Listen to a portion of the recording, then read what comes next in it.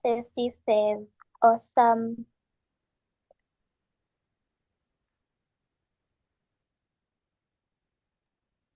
Nice. Thank you so much, Eric. Thank you so much, Kevin.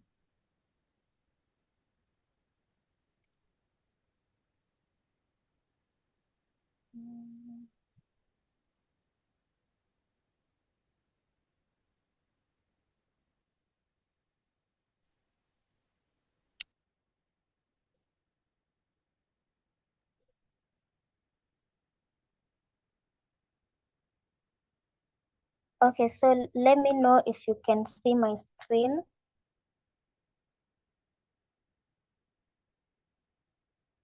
Can anybody see my screen? You can just react or type in the chat. Okay, okay. Thank you so much. So without any further ado, yes, once again for the ladies who've joined, happy International Women's Day to us. And as we all know, the theme for this year is accelerate.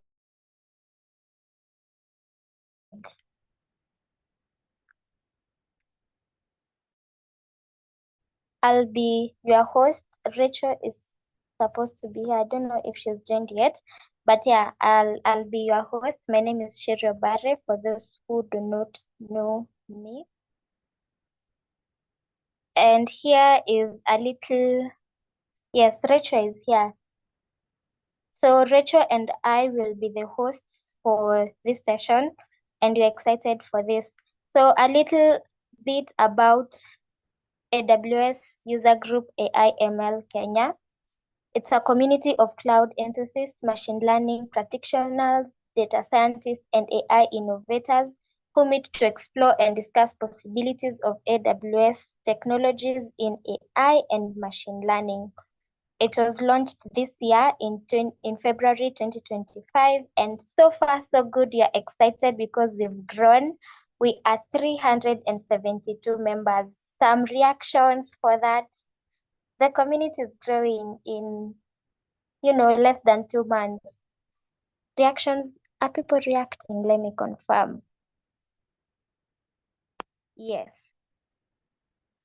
Thank you so much for the reactions. So we are hoping to grow not only in number, but also in our skills. And that's why we are having such a session. And here is the leadership. These are the people who've been there since, the launch, but we are also so excited that we got new volunteers that we onboarded just the other day. So we have Kevin Trey, who's the lead organizer and our head of graphics. Yes. So she's behind all these flyers, posters that we see around. Myself, the head of social media. We have Meshach, who's head of content. So as we grow, we are hoping, to start writing our technical staff. So Mishek is the head of that. We have Julie, head of people's relations, and finally Daniel Olinge, who's our lead web developer. But as I said, our leadership team has also grown because we also have the new volunteers, and we are so excited. Let's give some reactions for these amazing people who are making sure that we have, the community is running, activities are ongoing. Yes, thank you so much. And obviously, we can't start our session without an icebreaker. And this icebreaker for today is a very interesting one. So allow me to share the tab. Let me share. Okay. So this game,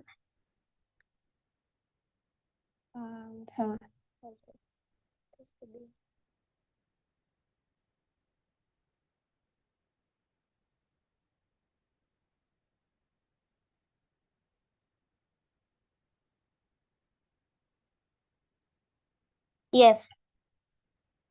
Here is the game. It's called categories. Hey, I almost bit my tongue. Anyway, how many of you have played this game before? If you have, you can react or type have played this before. How many? How many? Let's see.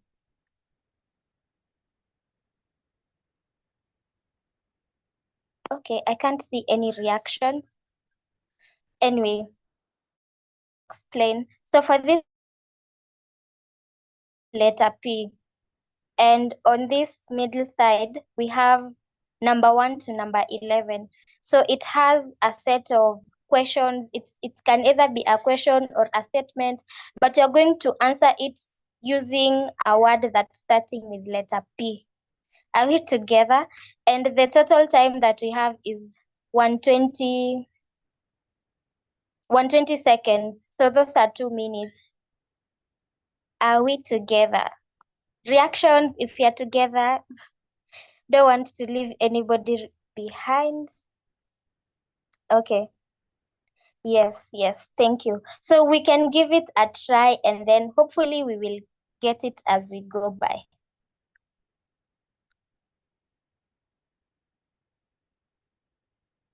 So as you can see, we have cars. Which car starts with letter P? A name of a car that starts with P.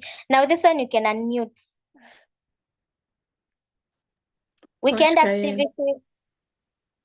Okay. Weekend activities starting with letter P. Picnic. School supplies. P. School supplies. Pencil. Pencil. Yeah, open. What is associated with money? Yes, sir. Electronic gadgets. Phone. Things that you wear. Pants. Yeah. Companies. Pinterest. Things you sit in or on.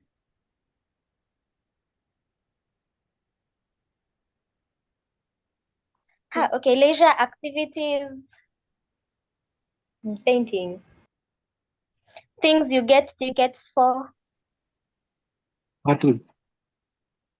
Things that make you smile. Photos. Tropical locations.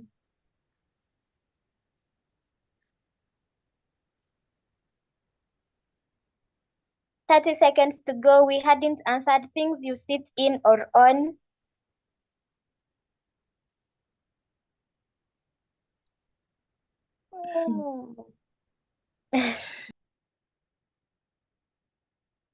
All right. Wow. Okay. So the good thing with this game, there's no right or wrong answer, and there's no marking scheme for this. And yeah, at least now we've gotten an idea of how it goes. So you see, time is up, so we can refresh and let's try another one.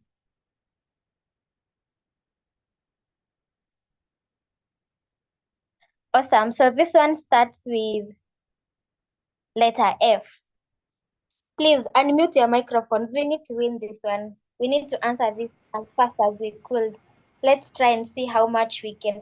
Ideally, how this one is supposed to be done is everyone is supposed to do it on their own, and then we do it together, and then we see who got the most.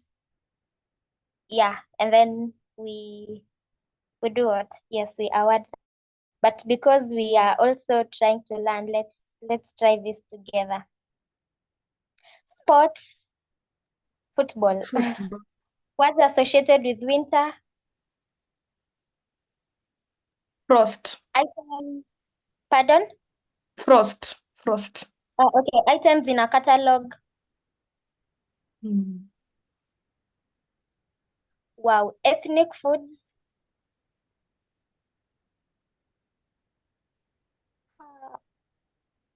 Things you plug in. What do you plug in? fridge guard. Fictional characters.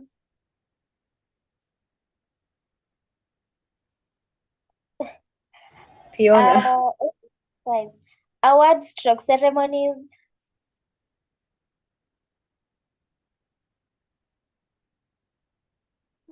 Items in a suitcase. Fashion week. Okay. Okay. Items in a suitcase. Food. Wow. Tools.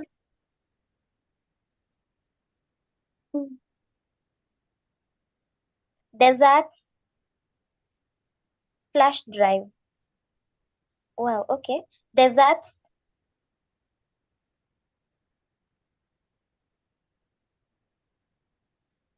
Villains stroke monsters.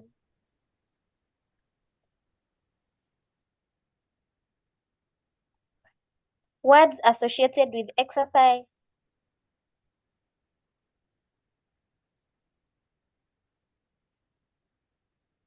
Wow, this part. Frog jump. Okay. Monsters. Oh, our time is up. Oh no. One last time. One last one. One last. I hope this one won't be. Okay, we've done P, J. Wow. Okay, we can try. A boy's name. John. Vegetables.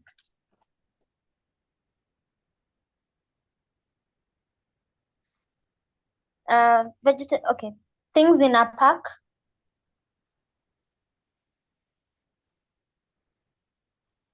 Someone jogging. Wow. Board games. Jenga. Things found on a map.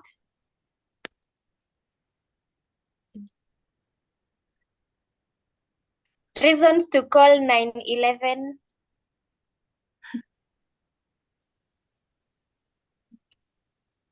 Items in a refrigerator. Juice. Jambazi.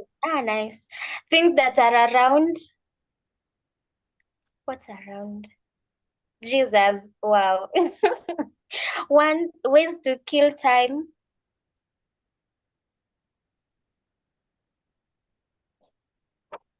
Jog. Break. Joking. Okay, yeah. Celebrities. Joe Biden. Olympic events.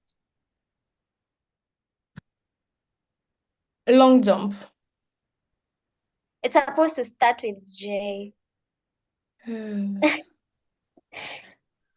Javelin. I think that's a thing. Yes. Nice one. Yes, yes. Colleges stroke universities. JQuat. Just which one did we answer? Things in a park. Did we answer that? And vegetables. Oh no. Okay. Anyway, I hope we've had a lot of fun. It's usually an interesting game. So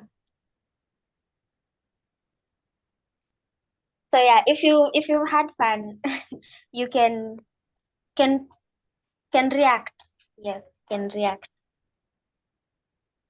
Thank you so much for participating.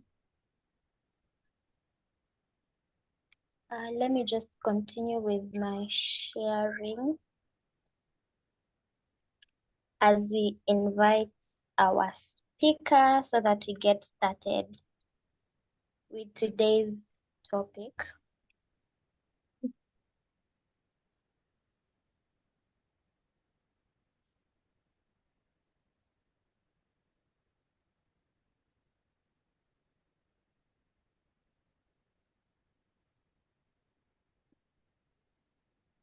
So next we are going to invite our guest speaker.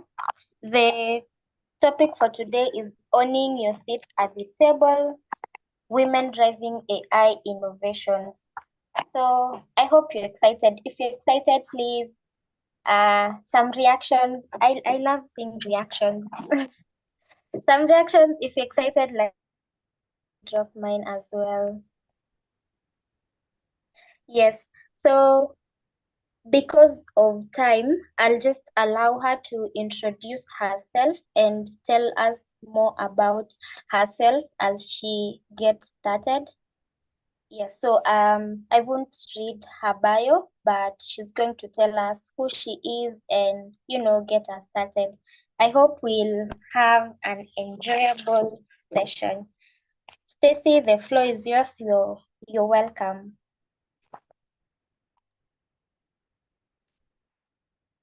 Yeah, I believe my camera also should be on. Hi guys, good afternoon.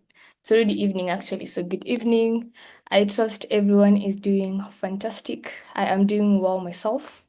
Happy International Women's Day to all the great women out here. We see you. You guys are creating impact, you're driving change, and yeah, it's only fair that every one of you is celebrated and appreciated today. So, as Sherry mentioned, I am Stacey Cheruto. I am a solutions architect currently at DataMelon. DataMelon is an AWS advanced partner with headquartered at UK. So, primarily right now, I am supporting technical operations here in Kenya for them. So, yeah. Okay, I have also been in the job market or like tech market for 4 years. I graduated back I finished campus back in 2020. Seeing some of the guys I studied with here today. So yeah, I appreciate you guys joining in on the call as well. Yeah, so initially before I joined Cloud itself, I was a data analyst for 2 years. And then I moved to after that, and then I came back. I was working for a US company. So when they cut operations in Africa, that also affected me, and everyone else was tied to that opportunity. So that gave me more or less a wake-up call to pursue something new, like something that I was not used to. Because now I was thinking either I do data science and focus more on just building my data skills or try something completely different. So that is now when I ventured into cloud. This was back in 2023, early 2023, yeah. So I did my cloud program at ALX, finished with the 2 certifications. Then yeah, in the middle of the program, I got adopted as an sales and pre-sales engineer, like cloud sales and pre-sales engineer with a company called Technobrain. I was with them for 1 year, 2 months now before moving to DataMelon, where I currently serve as a solution architect. So that is pretty much for me and the introduction. I did computer science, but that is very relevant here right now. So back in campus. So yeah, moving on to our topic of discussion today. Just yeah, Sherry, if you can enable me to share my screen, that would be fantastic.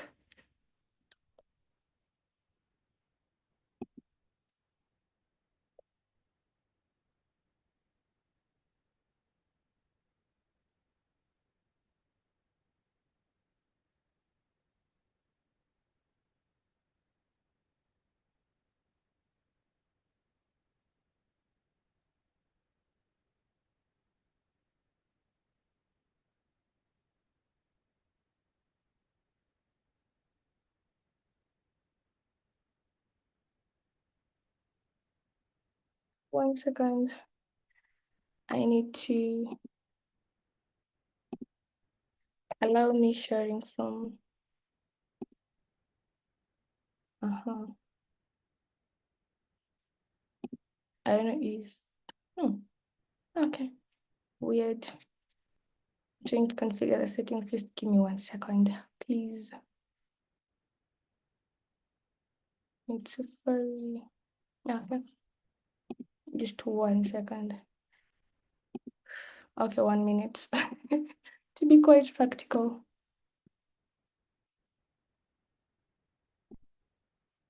Okay, I think now we're good.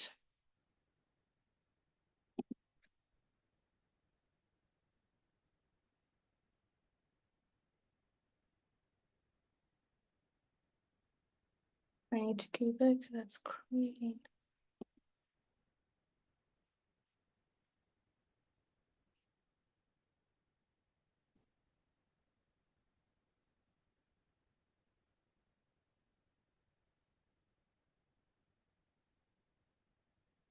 So yeah, we're now set. Sorry about that. I was just trying to configure the screen share using Zoom. In my defense, I use Google Meet a lot as opposed to using Zoom. So yeah, today's topic is owning your seat at the table. So yeah, women driving AI innovation. What we'll cover today is why women in AI/ML matter, breaking barriers, now overcoming self-doubt and bias, owning a seat, so becoming a recognized AI leader, as well as now how to start owning your own seats, the actionable steps, yeah. Also have room for Q&A from you guys post this session. So just to kick it off, how many of you have ever felt like they don't belong in a tech room? I mean, I have a lot of times, so I'd want to see responses on the chat on that. On the whole issue of self-doubt or yeah.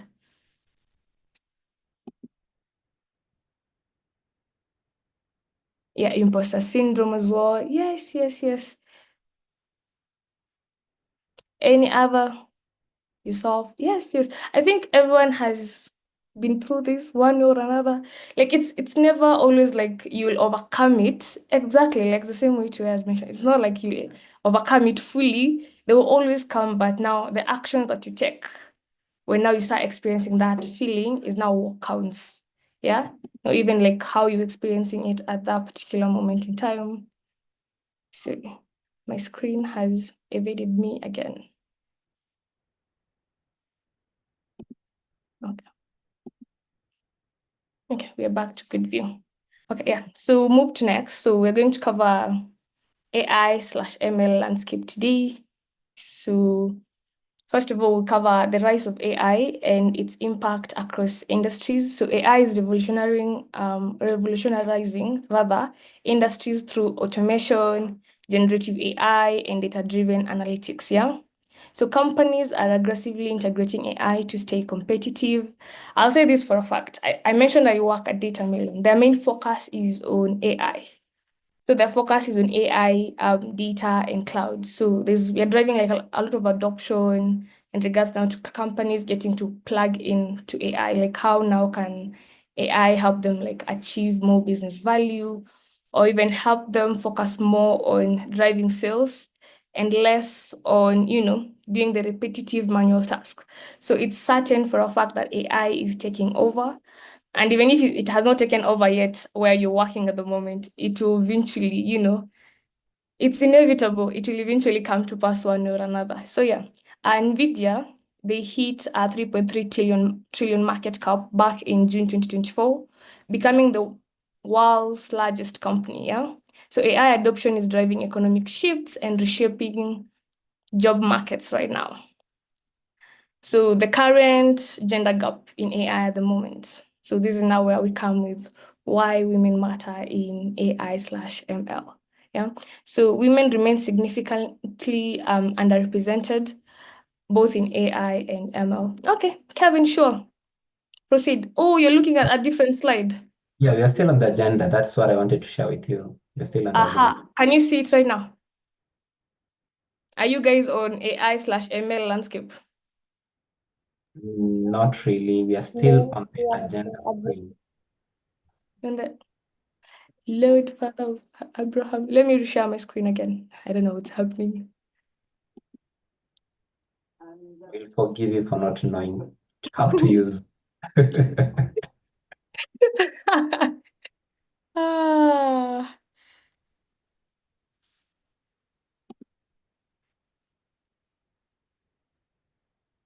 that is still on the agenda. I don't know what's happening today, to be quite honest. My Safari browser is the one that is trying to dominate this entire thing. But we can still use it. Okay.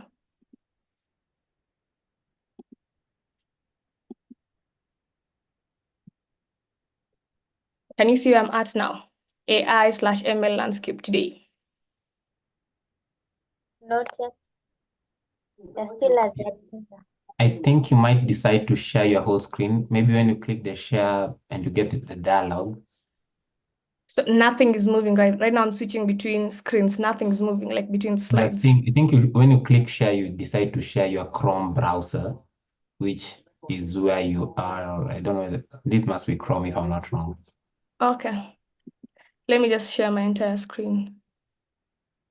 Share screen. Okay, desktop.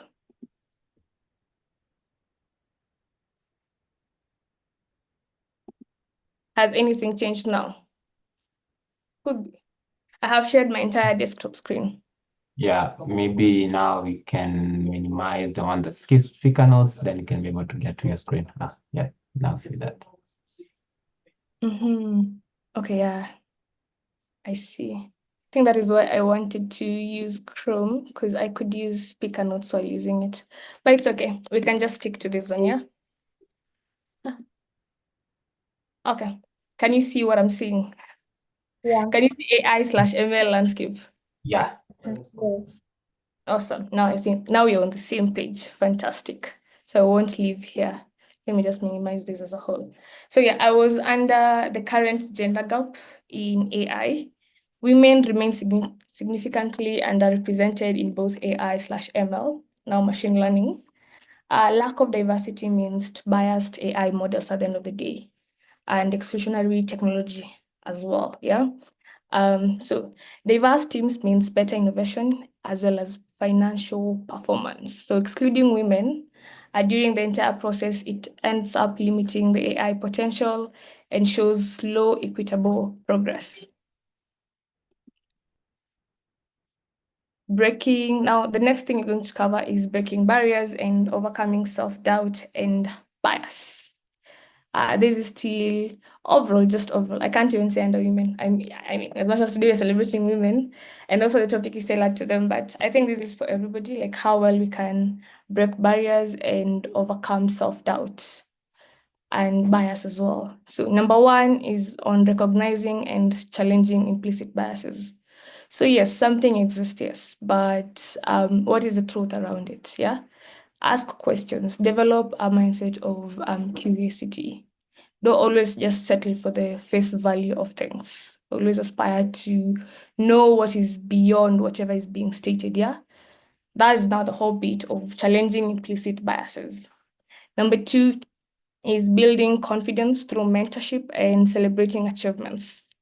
So, volunteer to spaces where you can knowledge share as well as knowledge transfer now through mentorship. You might be good in cloud, you might be good in ML, you might be good in AI, you might be good in cybersecurity. Impact those people who come after you, yeah? Through now the mentorship, and also like put your celebrations out there, celebrate them, not celebrations per se, but your achievements out there. Get to celebrate them and count them as milestones. I always say, or rather, I have developed a whole bit of gratitude mindset. So I journal a lot when things happen.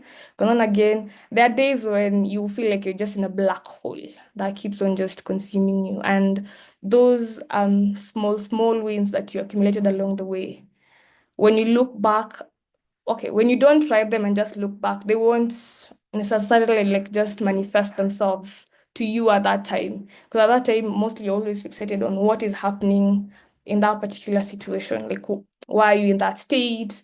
Or rather, what could have happened, or rather, caused you to be in that state. So, yeah, if you can also adopt the same thing, that really helps me as well. Because now I reflect, I'm like, it's only this one thing that has gone bad now. Like, all the other things have been working out. This is a very small hurdle. It will come to pass, and things are going to work out for the better, as opposed now to dwelling on that one thing that is now trying to pull you back as a whole. The next thing is cultivating a growth mindset. So embracing challenges as learning opportunities. Also in regards to embracing challenges, there's the whole bit of also like embracing feedback.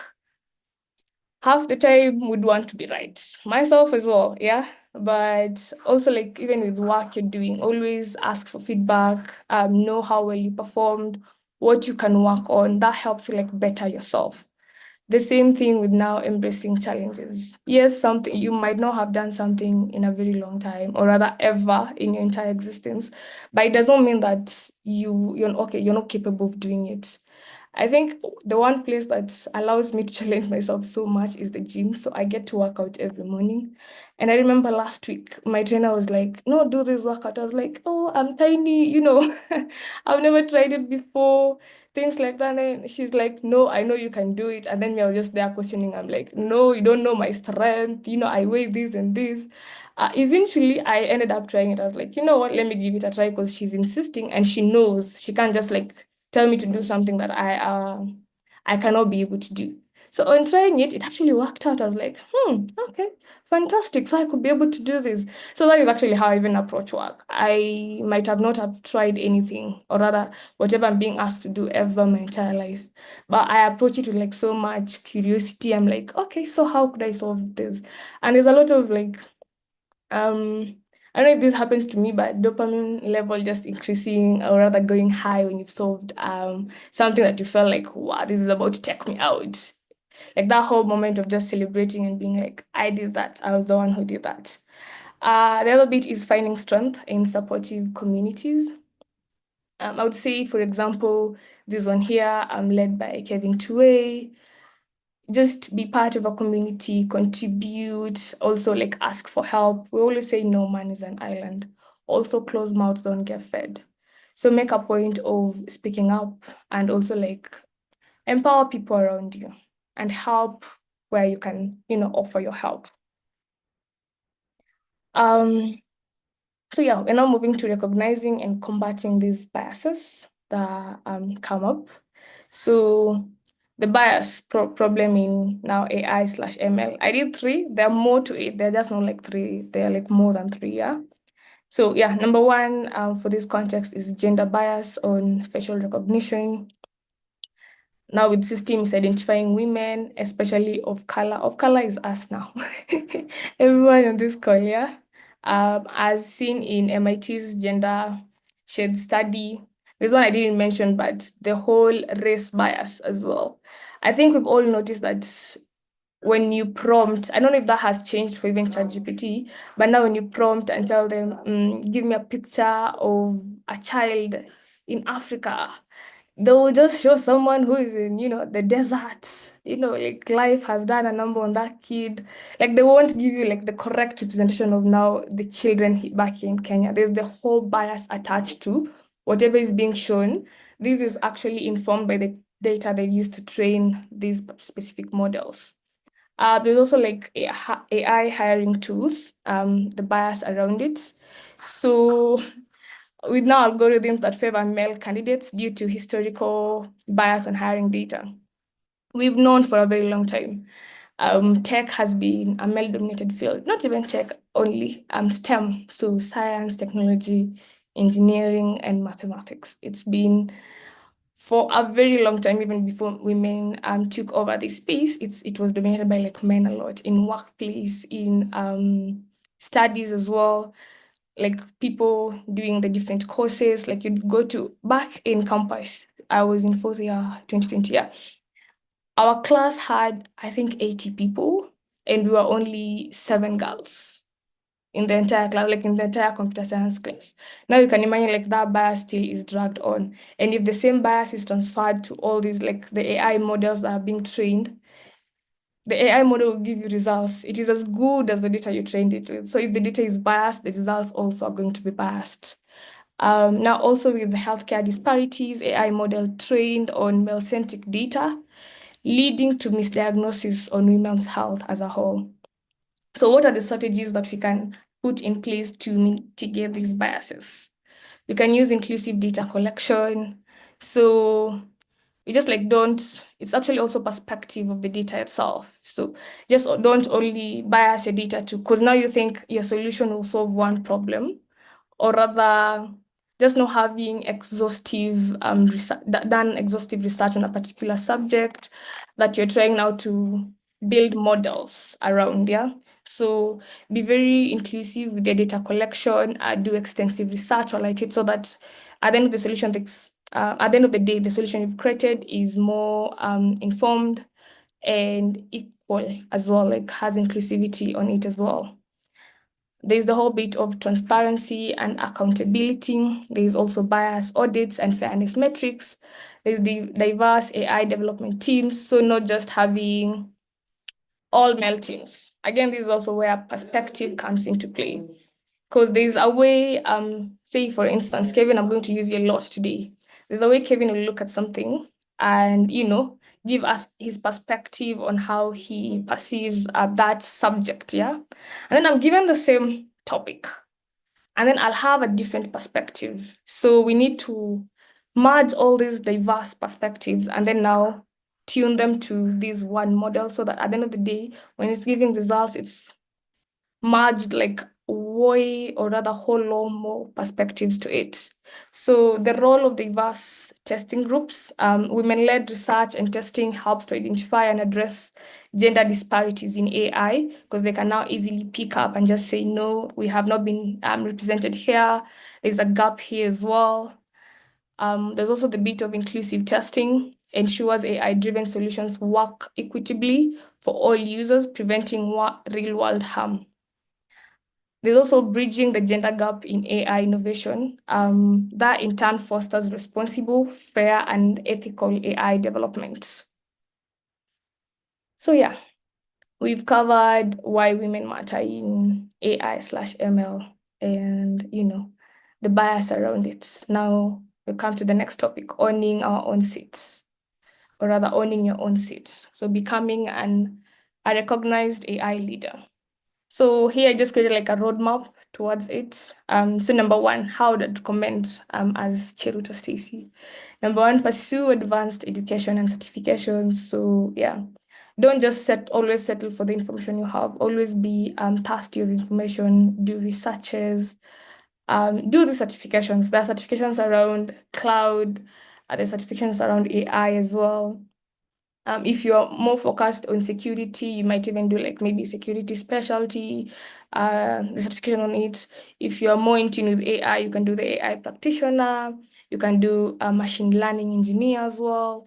Like there's so much to be done here. And actually get certified so that you build your expertise around that same field you're looking to become a leader in. Number two is continuous learning. So this is in respect to lifelong learning. So staying ahead in the rapidly evolving AI landscape by allowing yourself to constantly read. We're all in tech, so tech is ever evolving. Nothing is constant. You wake up tomorrow and blink, and something new has just sprouted out of somewhere, and now you need to learn that technology. So always, again, I will double this back to the previous point I had said on I think slide 2 on embracing challenges. So because now with continuous learning, you're going to expose yourself to things you've not learned before, things you don't know before. So yeah, embrace challenges and embrace lifelong learning while at it. The third part of it is contributing to open source projects and research. This will help you harness that skill. I also like building your portfolio around it. So when you contribute to these open source projects, now in your portfolio, you can add them there so that if anything, if someone is to come refer back to it, they will actually have like one repo that has all your research projects, all your contributions, if it's on GitHub, if it's on any research topic that's out there and you feel like, yeah, my input will make a difference here. That is how you step up and become a leader in that space. So the last part of it is mastery. So with the continuous contribution to open source, that will be you even accumulating hands-on skill to practice whatever you've been learning on all those certifications and exposing yourself and just harnessing this skill and riding with it. So at the end of it all, you'll eventually get here to mastery. Yeah. So one of the things was now on sharing your knowledge. We are still under owning your own seat. So how well can you become an AI leader? So number one is sharing your own knowledge. So amplifying your voice. And how can you do this? Number one is, I have said number one a lot. But yes, I'll present at conferences and workshops and also get to share your insights while at it. So volunteer to these spaces. If you hear like there's something that is happening, say how we have reInvent week up next week. Okay, maybe you won't be able to present, but always put that option of approach these event organizers. You tell them, yes, I would like to speak to the at this and this event. They're always happy to have volunteers, speakers. So put yourself out there and expose yourself to the same opportunities. Publish research papers and articles. I think I mentioned that before as well. You can use sites like Hashnode, you can use Medium to publish your articles. That will also be like a report of what you've done. Thing is, when you learn something new, and then maybe you had like hitches here and there trying to navigate it, talk us through those steps. Because then again, someone somewhere could be facing the same problem you are facing, trying to arrive to that solution. So make it easier for them by contributing through knowledge sharing, and that will be achieved through the articles that you probably share on Medium or Hashnode. The third part of it is mentoring and supporting other women and men, because we have men on this call as well. So foster a supportive community, always volunteer. And for the guys who are here, yeah, we always have, or rather, for me personally, I mentor a couple of women at the moment, just to expose them to the Kenyan job market, as well as how well they can leverage the skills they have. And also, like for those who are not really still in tune with what they want to do, this applies for people who are still in high school. That time you're still like weighing out everything and anything really. So giving them an outlook on the different career options in tech, and then that's for them now to decide where they'll go post high school. So what they'll do, is it cybersecurity? Is it data? Is it cloud? I don't think we have really cloud courses yet in the country. So is it the various courses that are available? Yeah. Is it engineering? Is it mechanical engineering? Is it these mathematical statistics and things like that? So yeah, present at conferences, publish research papers, and mentor and support other men and women. Another bit on being an AI leader is networking and visibility. So build your presence both online and offline. So build a strong professional network, connect with industry leaders. This can happen when you attend these whole tech events that always happen. Last month we had like one too many tech events happening around Westlands. So show up, network with people, gain visibility also to what is happening. Maybe say for instance, if you didn't know, like companies like the Tamelon launched their business last month in Kenya, that is how you can be exposed. No, do they want more stuff? How can I plug in? Things like that. So also the same applies to LinkedIn as well. Connect with like-minded people. And yeah, build your network there as well. So that's the whole bit of building your network online and offline. Online can happen through LinkedIn, through X by sharing your own experience or even tech content. You can leverage social media platforms like Instagram. TikTok has become a very resourceful tool in regards to just a fun way of teaching people how to do the different things in tech. Because half the time you'd find, yes, we have content, but they're delivered in very, I don't want to say hard way, but complicated way to understand. So why not take that problem, dissect it in a very, fun and understandable way? And yeah, that is how you can still get to build strong professional network outside the physical network that you are creating through attending conferences and events. So the third one, because I've already covered the second one, utilize social media to share your expertise. I have shared that as well. Technically, I've shared everything here. So yeah, leverage LinkedIn, Instagram, X, TikTok, all that, and many other more that I have not mentioned. I only mentioned what I use. So yeah, there could be more to it. Number 3 is advocating for change. So driving diversity, champion diversity and inclusion in AI. Don't just be there and then you're not challenging the bias around it. Yeah, you've actually noticed, yes, when I prompt this AI solution, some of the results I'm getting are very biased. Why not just speak up on the same? Yeah, and also like while speaking up at it, approach it with a problem solving mindset. Now, how can you help close that gap that you have identified? Number 2 is support initiatives that promote women's participation in STEM. So yeah, this can still be achieved through joining these global mentorship programs or even the local mentorship programs. You can even do it through a group like this one of ours, like the AWS User Group for AI ML. You just drive initiatives, you bring people who are, interested in AI, in machine learning, and then giving them visibility to what the entire things entail. In that way, you have supported the initiative to just promote them, to participate more on, the STEM programs. Also be a role model, inspire the next generation of women in AI. That will emphasize it a lot more.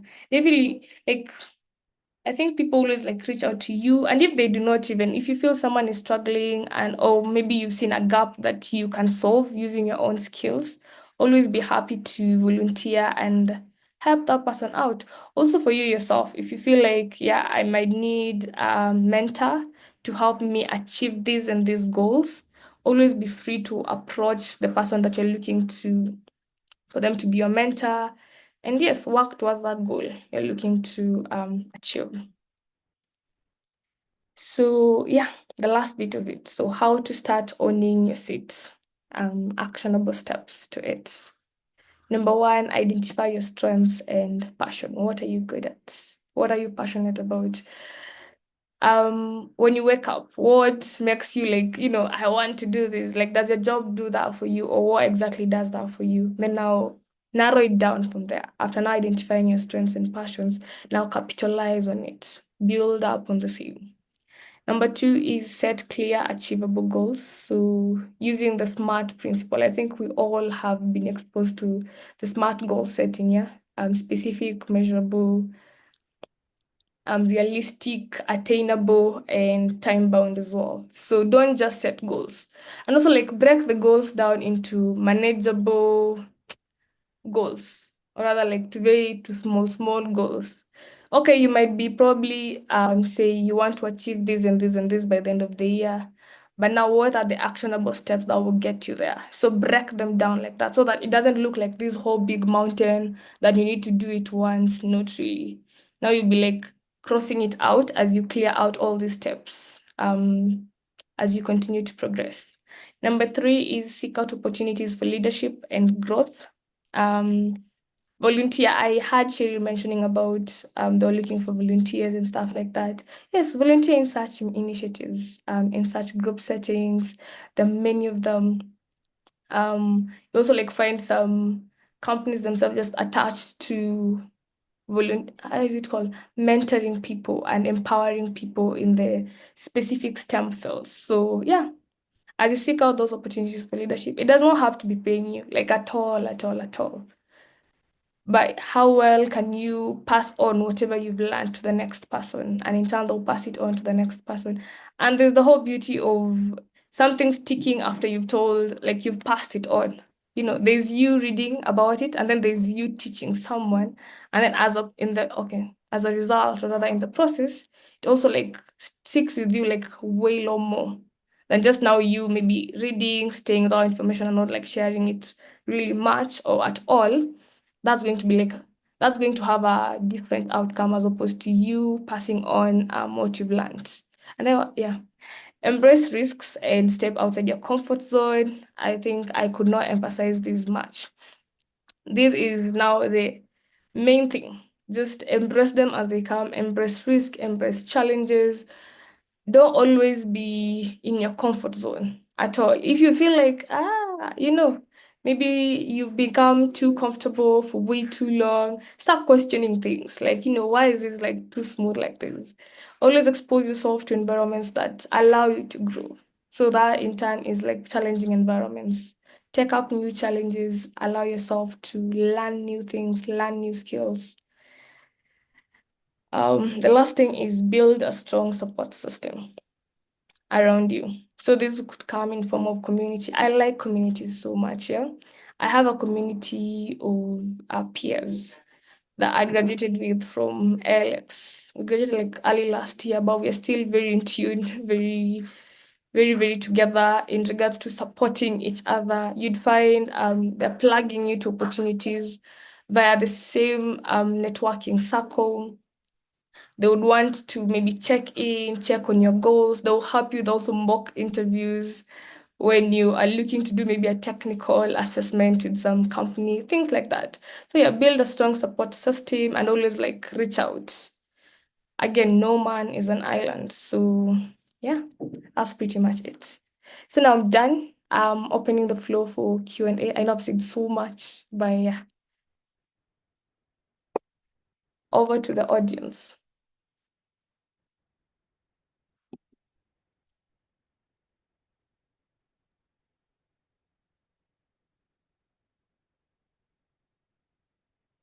Any questions? Cheryl, I can't access chat, but if there's any question, let me know. All right, on the lookout. So in case anyone has a question, you can unmute, feel free, or just type in the chat.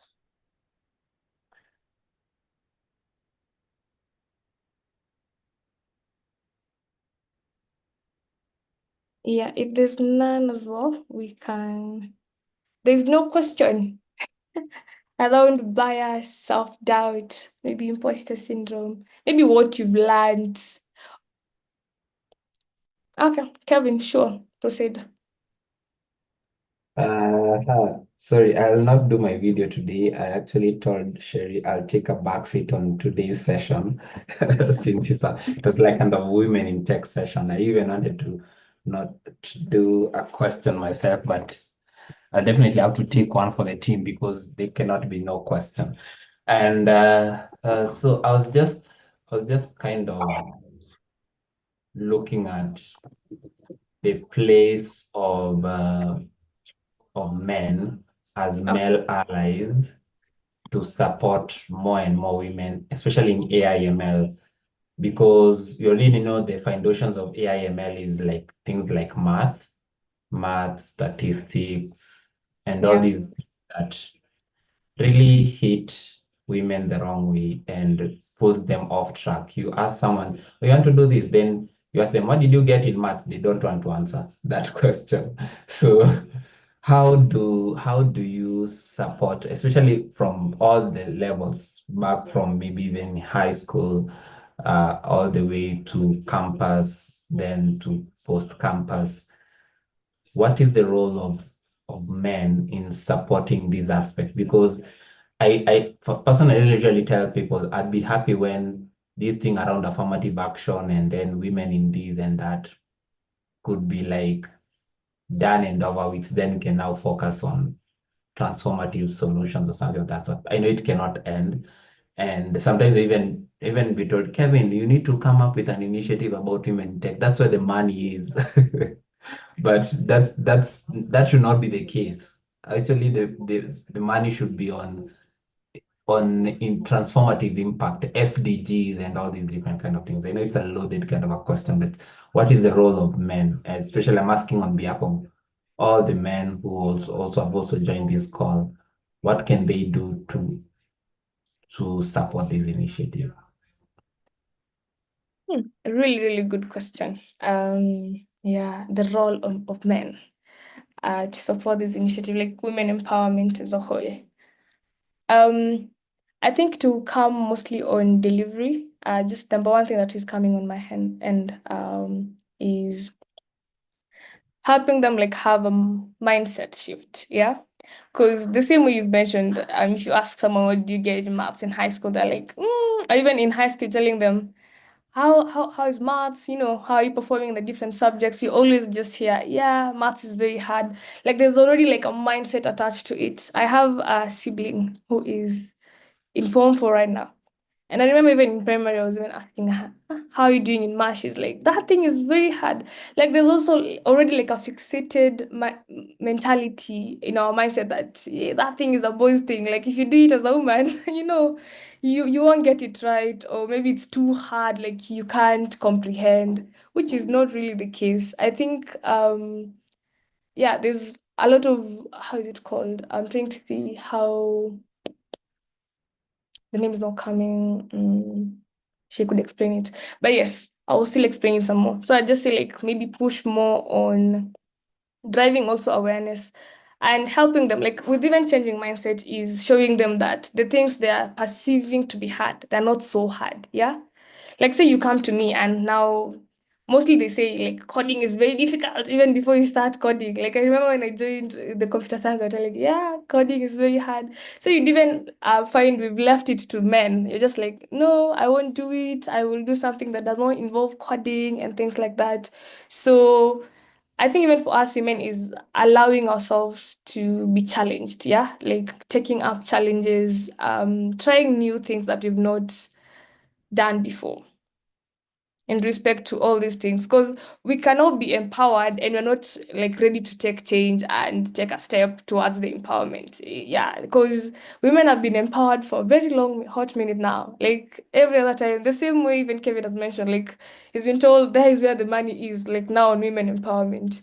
Because yes, we'll have like couple of these sessions, yes, but at the end of the day, what action are you taking from your side to drive yourself to where now the entire impact is supposed to realize itself, I'd say.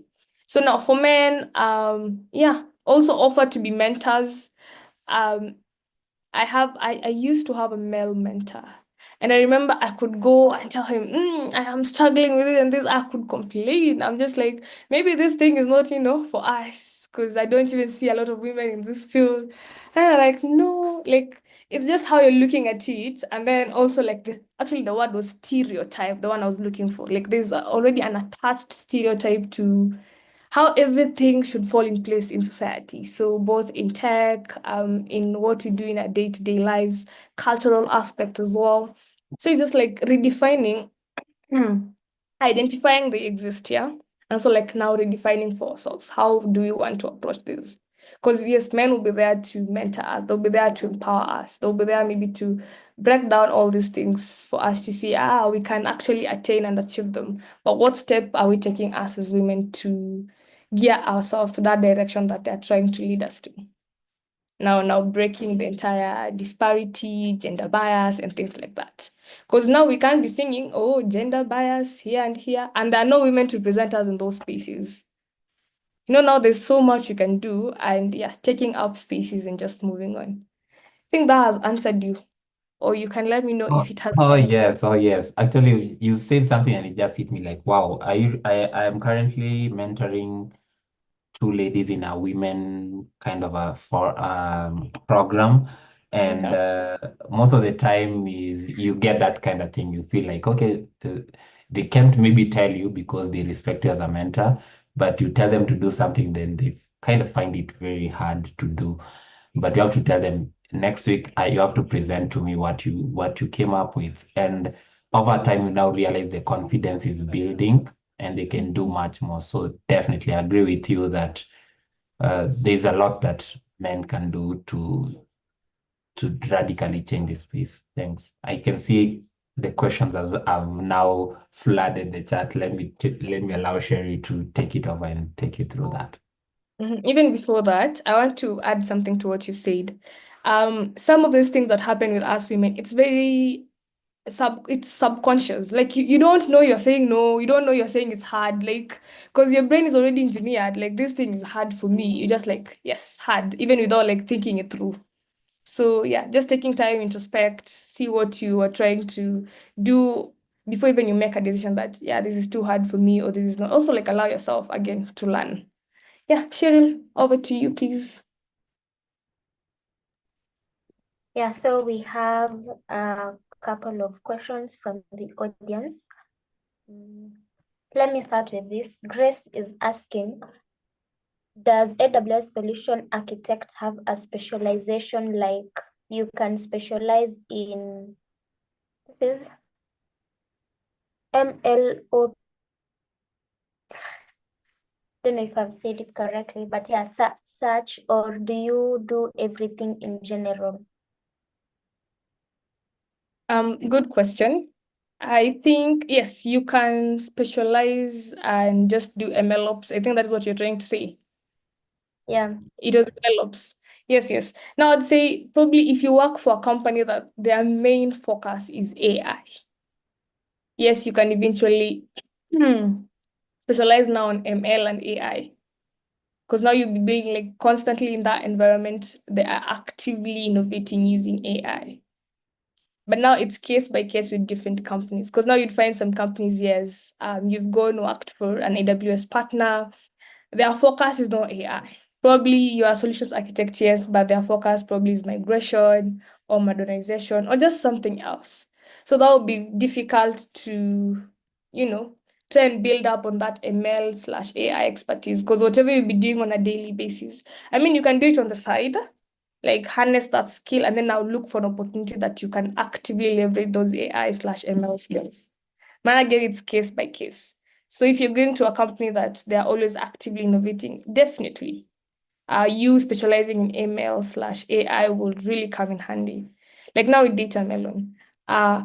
Actually for solutions architect, you need to know everything and anything really. Because in as much as I handle AI projects a lot, would still find some on migration, modernization, you'd still find some on storage. So you just need to be well versed with the different AWS services and how you can leverage your skills. But yes, we have like in-house full-on ML AI engineers. So that's the thing you can do. And then now leverage it in companies or organizations that are actively innovating using AI. I hope that has answered you.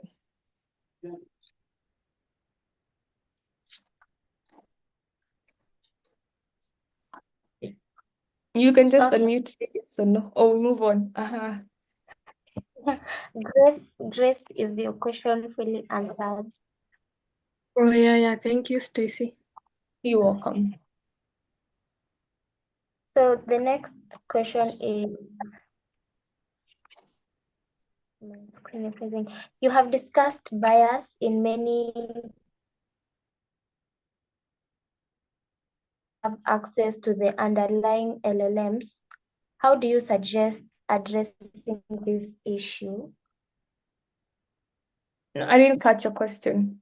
You cut off at some point. Can you redo it again? Just reiterate it. The question is, it's a question from Duncan. You have discussed bias in many of the current AI ML models. Given that you do not have access to the underlying LLMs, how do you suggest addressing this issue? And the second part of the question is, additionally, how can we ensure these models are updated to better reflect ongoing changes, particularly in Africa? I think I'll take it one question at a time. So now Okay, for yeah, the sure. LLMs that are already pre-trained, like they're already running and you don't have access to them. I think what we can do is creating awareness on our end, giving them feedback as well. Like they won't know their systems are biased if we don't provide feedback. So yeah, make a point of reaching out. There's the whole bit of I don't want to say report. I really do not want to say report because sometimes they're doing it and they don't know it's biased. Some that kidogo they're racist, like I would see why those should be reported, yeah. But now some are just like they don't know they've not covered an aspect of thing, like something is missing out. So just like give them feedback in regards to maybe say this and this could be added. There's a time, I think 2 years ago on LinkedIn there was a feature on M-Pesa that was added. I don't even remember what it was. And then this guy came on LinkedIn and did an entire post giving Safaricom feedback. And I actually liked it. I'm like, we can actually be doing this. Because at the end of the day, like Safaricom responded to that same post. And then now they go back to the engineers, try now and see how well can that be accommodated. So speak up on your end, like create awareness on your end about such models, because then again, you are a user, there's less you can do about it, apart now from creating awareness for them to retrain their models to be more inclusive. Um, Reiterate the same question, the second question for me, Sherry. Okay, so the second part of the question is, additionally, how can we ensure these models are updated when changes, particularly in Africa? I think that is now where like cloud comes into play. And so like updating the data that you're feeding to this model. Yes, you could have trained that model. Thank you so much, Sherry, for that question. Sorry, I just went to answering it. But yeah, these days, okay, say a model, like I'm trying to see what we can use. Say now, for instance, maybe it's claim process at insurance companies. Maybe there's a way it used to be done 2 years ago, and that is now when you adopted the AI solution, yeah, to do the same for you. And then at that particular time, you had not integrated maybe fraud detection system and things like that. So thing is you need to always with updates, with new changes, always constantly like add more data to train your LLMs to be more current to what is happening. So even for Africa itself, like some solutions are already like tailored to us for the different verticals, be it healthcare, be it manufacturing, oil and gas, education. Like we already have solutions under all these different verticals. But now it's now for them to always keep the data current. I think that is now what I should be emphasizing a lot more. Keep the data that you're training on the model very current. And that in turn will inform the response you're going to get from these AI tools and solutions you've built on top of that model. I hope those two questions have been answered well.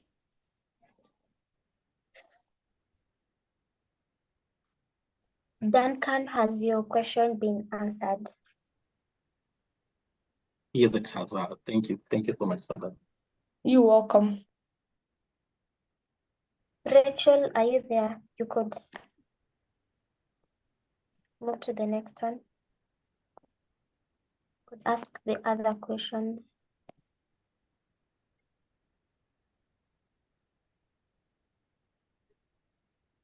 Anyway, as she prepares, I'll just go to the next question.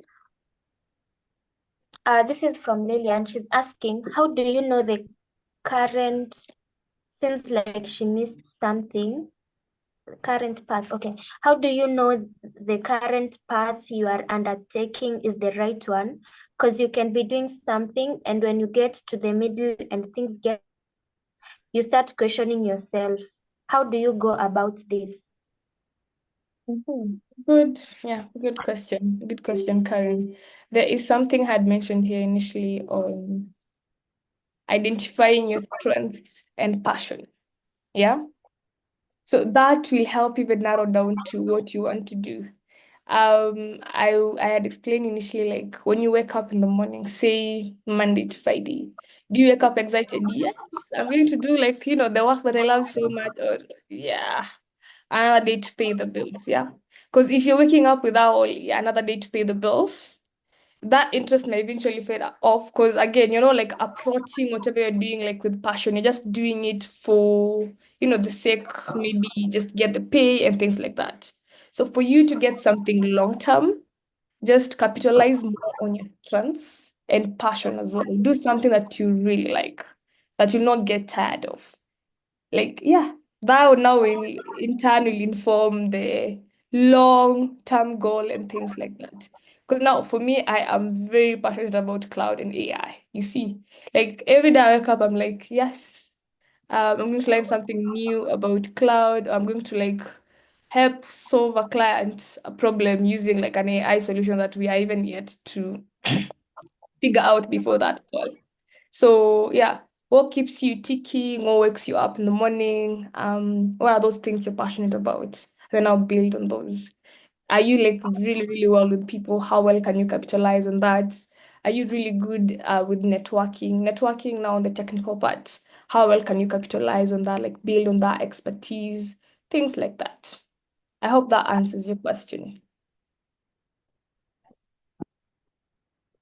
So that you don't have to. And also, it's very okay to have a do-over again and again and again. I mentioned this when I was starting. I was a data analyst for a good 2 years. I thought that, I have reached like where I'm going.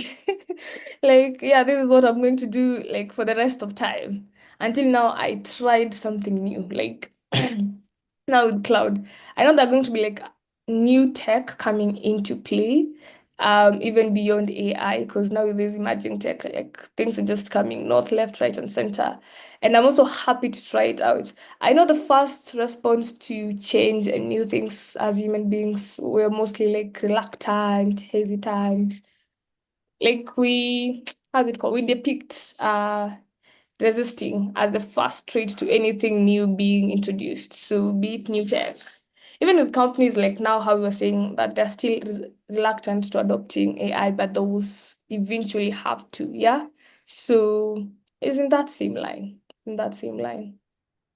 Allow yourself to learn, take on challenges, and build up more on your skills, on your strengths and passion. Those will be long term. Yeah. And don't be afraid to start off all over again. That could be a very good starting point, you know. Could never know what will come out of it. And I always hear when you're in your 20s, when you're in your experimental era. So capitalize on that. If today you're trying a cloud, you feel it's okay to try again, because right now is now that whole window of you're trying to experiment. And I know like most people who are here are in that bracket-ish or beyond that. But yes, for now, those who are in their 20s and early 30s, if you are yet to settle on one thing, take this time to explore. Just be as adventurous as possible. See what sticks for you. Yeah.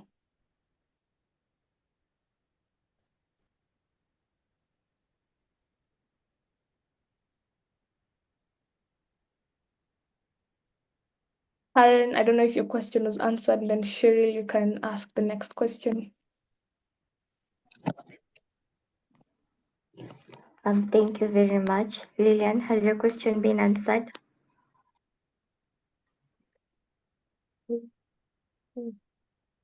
Oh, sorry. Right. Yeah. The next Answered. question. When you were starting off in tech, were you all in or in technical that some other areas like social life suffered? Or did you manage to strike a balance, and maybe how did you navigate? Okay, that's a very interesting and really good question. Yeah. Yeah, I've always been one to talk. I'm a certified yapper. So the whole communication bit for me has never rather been a challenge much, because I'm always out there talking to people. I would say I'm more extroverted than introverted, but I have some portion of me that is introverted, but not as much as now the extroverted part of it.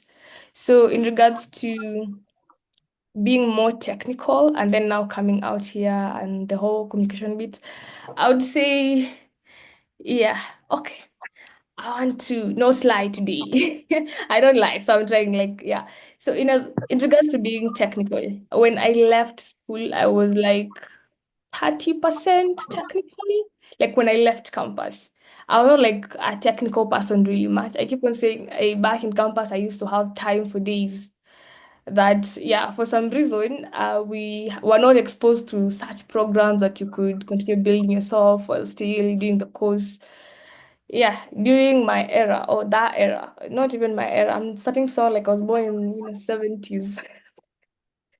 But yes, during that time, we didn't like have visibility or exposure to certain programs that can help us upskill parallel to whatever we were learning in school. I think that is why now when I left there, like I just had like knowledge that I had based out of the few things I was doing. I was always interested in data. I've always been a huge math fanatic. So when now the data opportunity came along, I was like, yes, let me apply the data skill here. So now it's when I got to cloud that I even tried to revive my coding, skill, because it had died along the way, like for some languages.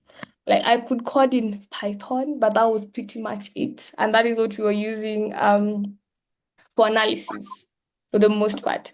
So yeah, when I left, I was not like very technical. I was 30% technical. Right now, I'd quote myself as I'm a good amount of technical. I'd say probably 70.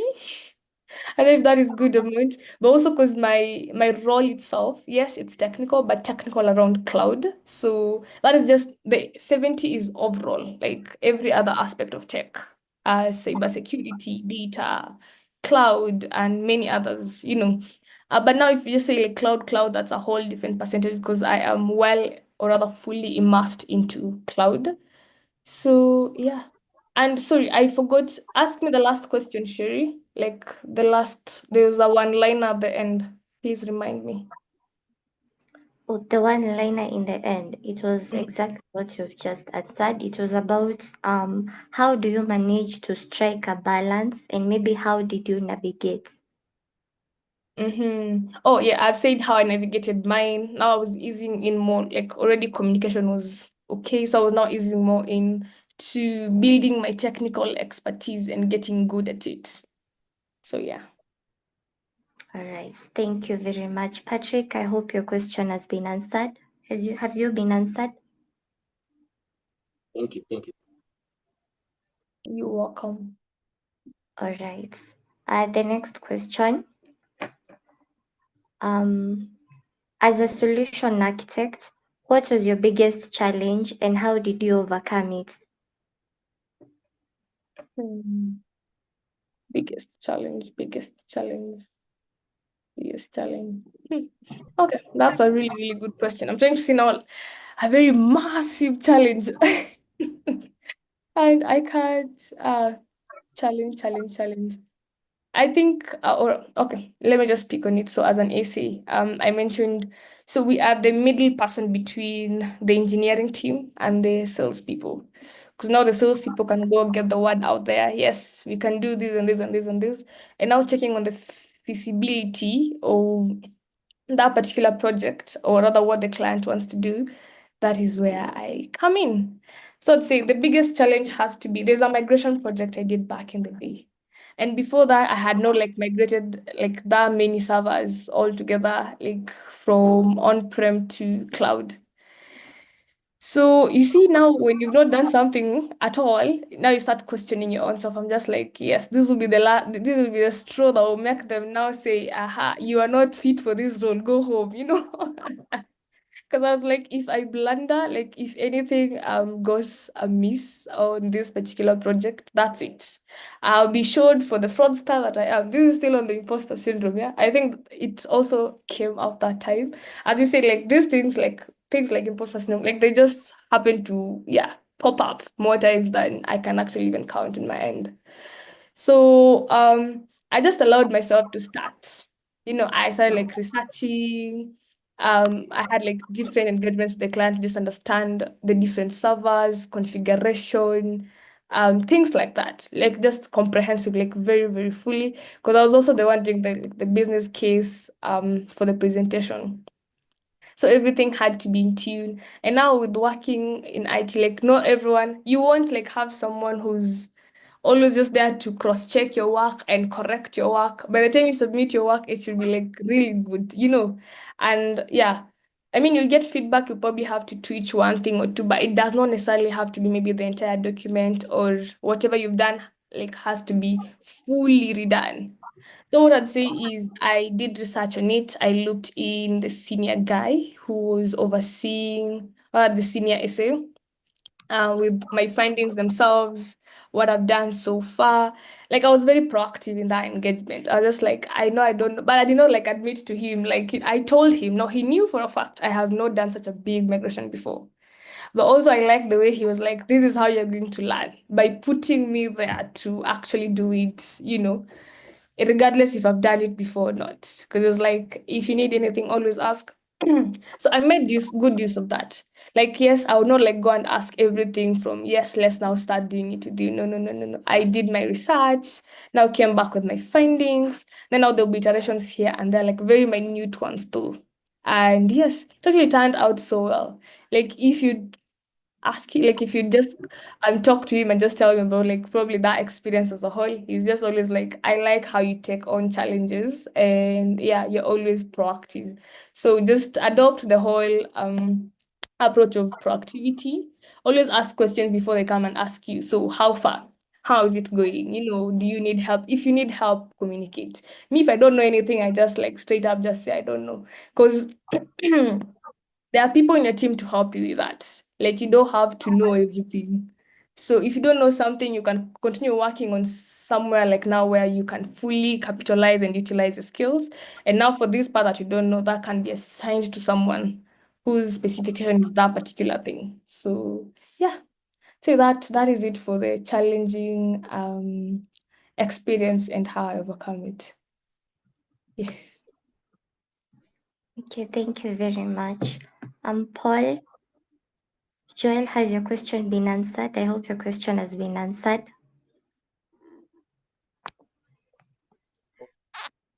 Hello, hi. Yes, thank you, Stacy. You've been really honest, and I love that. Thank you also for sharing your knowledge with us. And happy Women's Day. Thank you very much. Thank you very much, Paul. I appreciate it. Right. There is no more question. That was the last question. Hello. There was someone with their hands placed up. I think the name started with an M. I don't remember very well. I think Monera. Yes, unless their question was answered along the way. I think that was Karen Miano. Oh, Or hi. she said, Hello. Can you hear me? I'm Yeah. trying to like you can hear me. No, you're audible.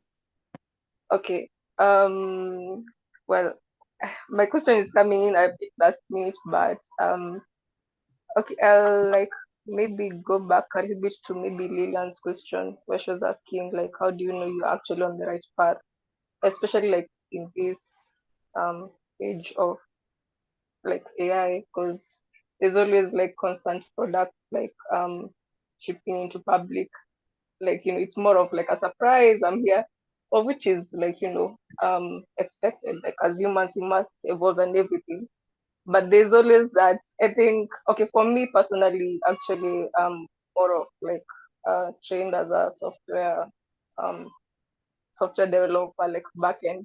So like there's that way, like there's that position, like you're always at the edge, like you're working, but then you're not like really sure like of what's going to happen and everything. And also like in my experience, like I have actually I my in my career it's more of a transition, and like what it has taught me is like always try in order to like know whether you like something or not. Because for me, I was trained as a backend, in the name of like I hate front end, but then I tried front end and then I liked it, and now I'm like more of like that curious person.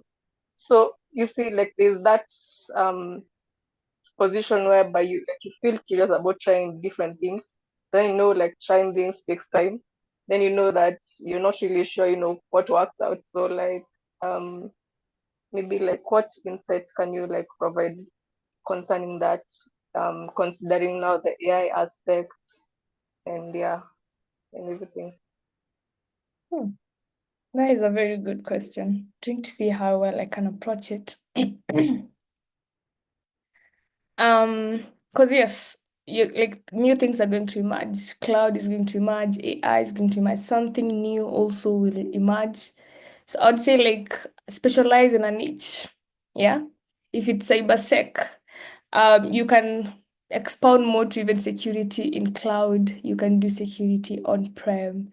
Like you can still leverage current AI, but still be doing, something that has been solid from get-go. Now after specializing, because now there's more to it than just security. Trying to see, you've done both back end and front end. Okay. No, but I also get your whole point on God, I don't know why. Kidogo tu. Flu is trying to visit me and I don't want it right now as a visitor. I want to have flu in this Nairobi heat. Yeah, so I would say more on specializing in a niche and then now building up more on the same. Well, again, these technologies will come and go, but how well can you leverage AI in what you do? I see right now there is that whole also fear of AI coming to replace people in the different jobs they do. So even you in that job, have you like right now AI is everywhere. So I believe everyone on this call has, or rather is actively using AI in one way or another. Even if it's just writing email, you know. So yeah, leverage all these AI toolings and services because at the end of the day, AI like really won't make you redundant in what you do. If you can show your expertise on how well you can leverage all these AI tools, that is now what will make you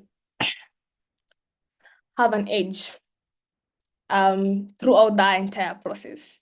And then also like looking at what you're doing, does it involve a lot of manual work? Can that be automated? So that now you focus on the part that now does not involve like a lot of manual, repetitive human job. Just try to leverage AI as a whole. If it's in regards to even like leaning more on data and training these models and seeing what will come out of it. Because I know like I don't want to be biased to this feedback, like now saying there's rise in data scientists, which is true because a lot of people are building AI solutions. So there is rise in demand for ML engineers, data scientists as well, because now they're the ones training these models before the whole solution comes to fruition. So it's just like assessing where you're at the moment and what you're building towards. Because at the end of the day, your passion is informed from one point, and then now all these steps you get through the way as you continue building expertise. I also like that you mentioned you are very curious, you try on new things, yeah? So, in respect to curiosity, build up on the same expertise that you have. I don't know if that has answered it. If it has not, I am very happy to change the trajectory of the answering. Yeah.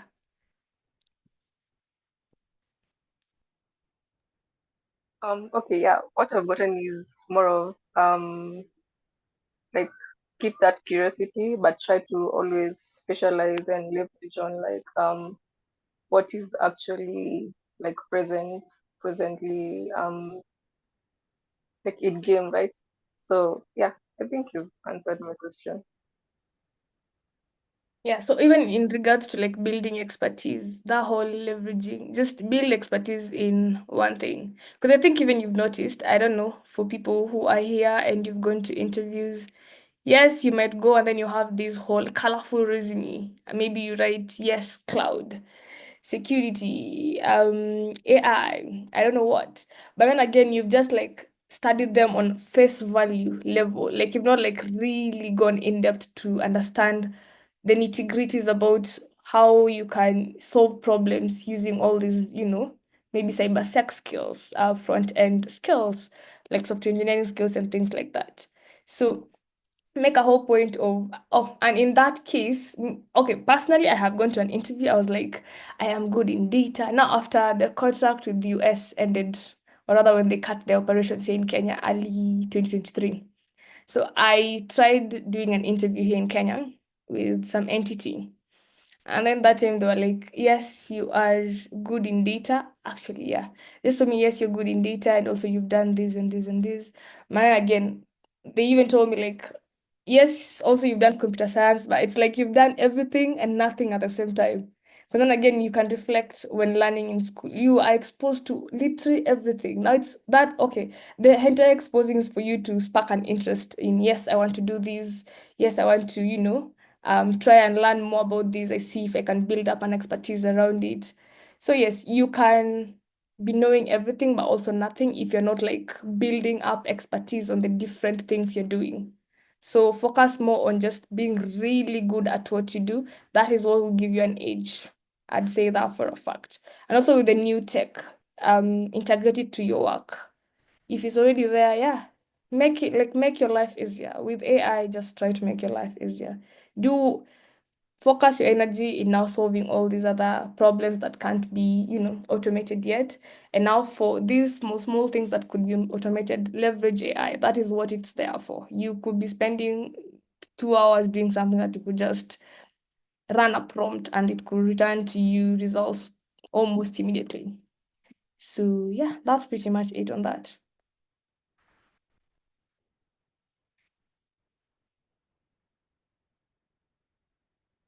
Shiri, I don't know if there's any more questions or we move on.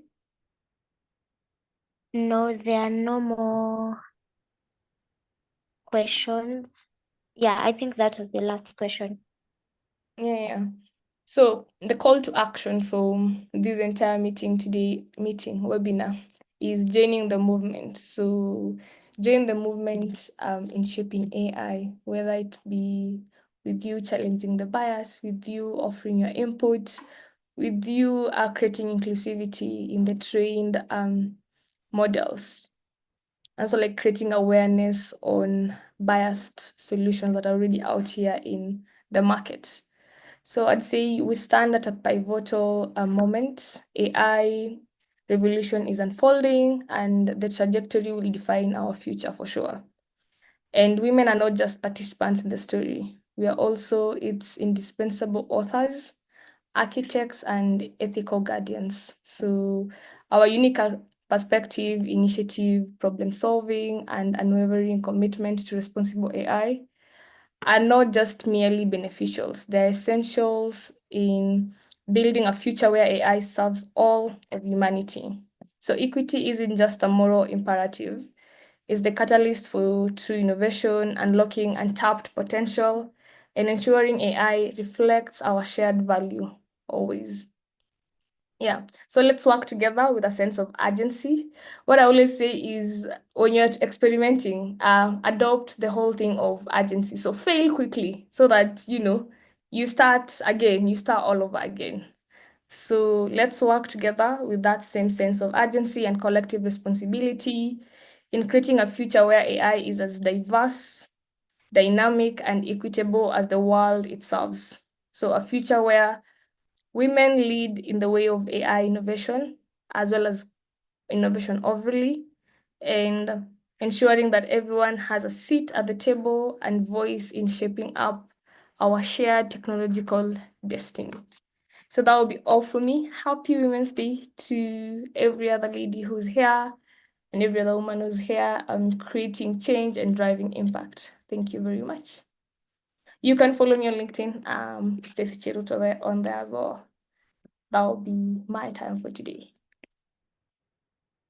And thank you for being an engaging audience. Yeah, until next time, have an amazing evening. Wow. Thank you so much, Stacey, for this session. It has been a nice one. Thank you so much once again. And the audience, thank you so much for being so engaging. Thank you so much for the questions. I think we've even learned more from the questions. At least, yeah, it has not been in vain. Yes, so I have shared a link, but let me just share the screen once again so that you can scan the QR code and fill in the feedback. Remember when Stacy started, she talked on feedback. In as much as we'd want to improve, you also need to learn how to embrace feedback.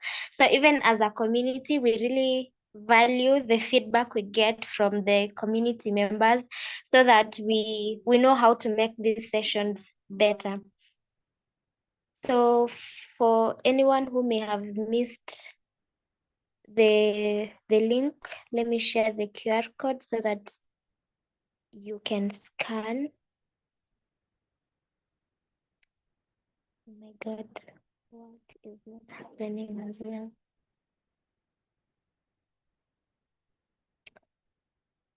I'm so sorry. I'm so sorry.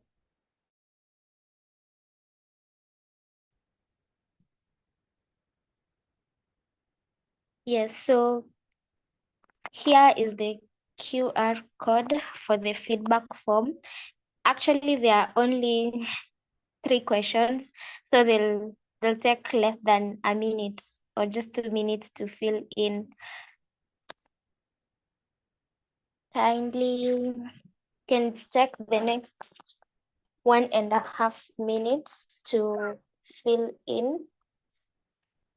And let's not what we've learned just end here after this session. Let's practice. one takeaway from me, and this is something that one of my friends has been emphasizing, you really need to have a strong support system. So personally, I have a friend that we usually put our goals on Asana. I'm not sure how many of you have heard of Asana or worked with it before, but each of us put what you're going to do on that day. And if you don't accomplish your goals with no reason, then you have to pay a fine. That one you won't, there's no negotiation about it.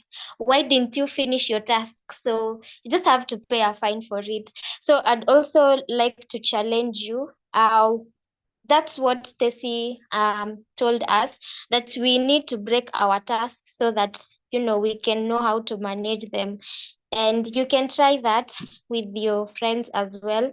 Try to break whatever you're doing into manageable tasks, and yeah, be accountable to each other. Um, I'm actually giving my highlights as I wait for people to scan the QR code. I think by now we are done. Yes. Thank you so much once again, Stacy, for this amazing session. And we are hoping to have more and more like this. Till next time, please, all of us, let's keep safe. Yes. Thank you. Thank you for having me, and again, happy International Women's Day. You too. Thanks.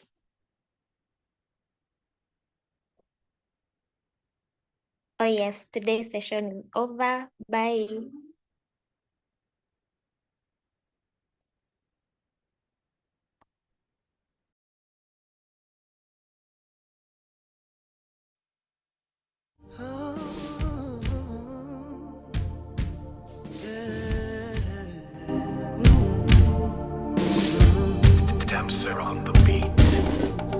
Côte d'Ivoire, s'il y a eu un soir, il y aura un beau matin. En toi j'ai fondé mes espoirs pour une nouvelle génération. Vois tes enfants aller au front pour défendre ton honneur. Que tes prières les accompagnent pour une victoire prévue par Dieu.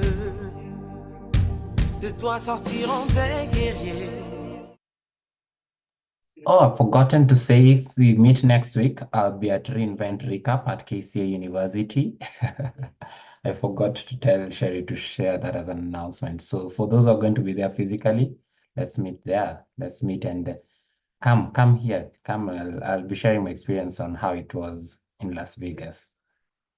And obviously, this group was an inspiration from what I got from Las Vegas. So see you then. Till next.